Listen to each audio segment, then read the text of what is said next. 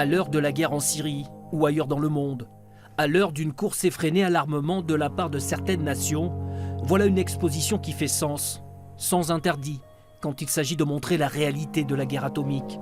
Hiroshima-Nagasaki, août 1945, le choc, la violence des images, des photos prises à terre, ou plutôt dans ce qui n'était plus qu'un décor lunaire.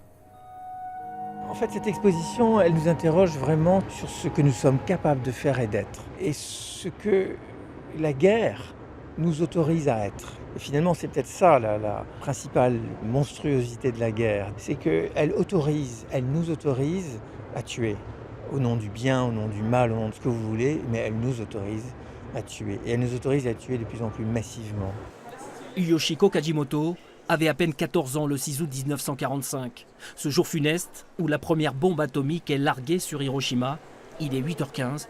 À cet instant, elle travaille dans une usine à environ 3 km de l'hypocentre.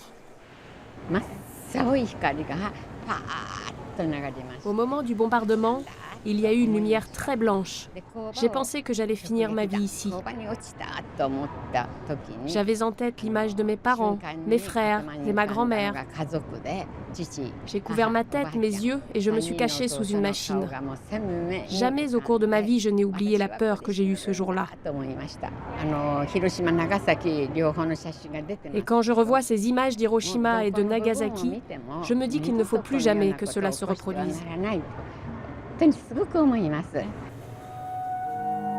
qui est arrivé en 1945, à l'échelle de notre actualité et des technologies et du nombre de bombes qui circulent dans les silos dans le monde entier, ce serait évidemment une catastrophe. Définitive peut-être.